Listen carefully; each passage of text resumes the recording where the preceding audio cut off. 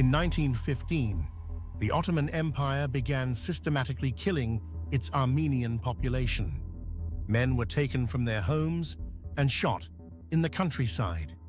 Women, children, and elderly people were forced on death marches into the Syrian desert with no food and no water. Those who stopped walking were killed. Those who reached the desert died of starvation, thirst, and exposure. Between 600,000 and 1.5 million Armenians died in less than 3 years. The survivors were scattered across the world, their homeland gone, their families destroyed. And the government responsible has spent over a century insisting none of it happened. Turkey's official position today is that the Armenian Genocide did not occur. This is one of the most thoroughly documented genocides in history. And the denial has worked well enough that the United States did not formally recognize it as genocide until 2021. To understand what happened to the Armenians, you have to understand what the Ottoman Empire was in 1915. The empire was collapsing. It had lost most of its territory in Europe through a series of military defeats and was engaged in World War I on the side of Germany. The ruling party, a nationalist movement called the Committee of Union and Progress and known as the Young Turks, had a vision of a new Turkey, racially and religiously homogeneous, Turkish and Muslim. The Armenians were Christian, spoke their own language, maintained their own culture, and lived in significant numbers in eastern Anatolia near the Russian border. In the paranoid wartime calculations of the Young Turk leadership, the Armenians were a fifth column, a disloyal population that might side with Russia against the Ottoman state. This accusation was almost entirely fabricated, but it provided the justification for what came next. In April 1915, Ottoman authorities arrested and executed several hundred Armenian intellectuals and community leaders in Constantinople. It was the beginning of a systematic effort to destroy the Armenian population of the empire. Armenian men of military age were conscripted into labor battalions where they were worked to death or executed.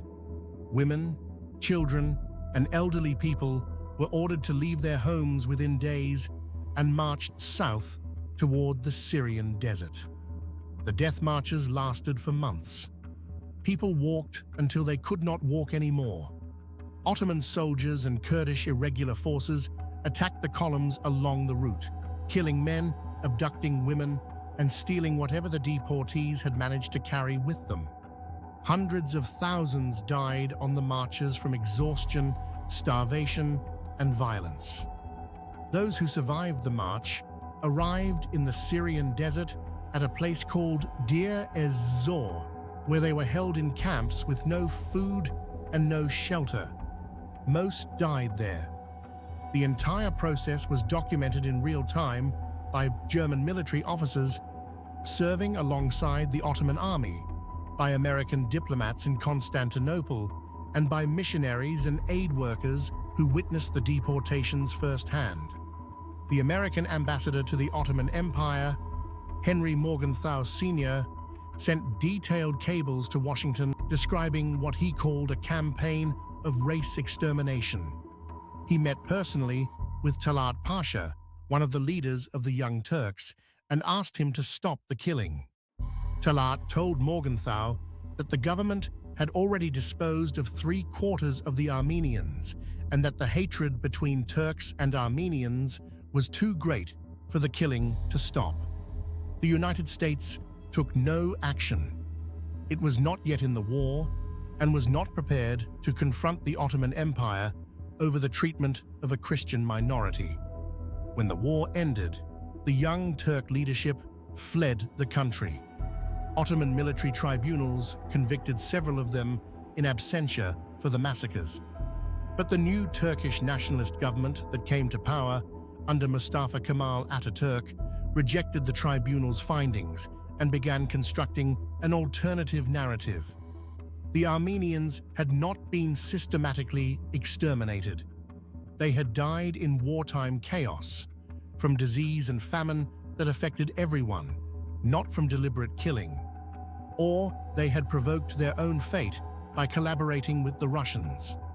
Or the numbers were vastly exaggerated by enemies of Turkey. This narrative has been the official Turkish position ever since. Turkey has spent decades lobbying foreign governments not to recognize the genocide. The United States resisted recognition for years because Turkey is a NATO ally with strategically important military bases. Political calculation once again outweighed historical truth.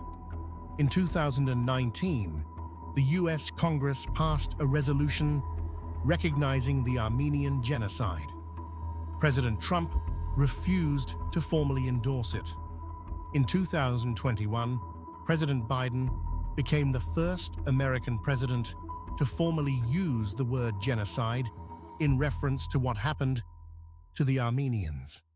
Turkey recalled its ambassador in protest. The word genocide itself was coined partly in response to the Armenian massacres. Raphael Lemkin, the lawyer who invented the legal concept of genocide, specifically cited the Armenian case as one of his primary examples when developing the term in the 1940s. The same word he created to describe what happened to the Armenians is the word Turkey refuses to apply to what happened to the Armenians. There are no surviving perpetrators to prosecute. No reparations have ever been paid.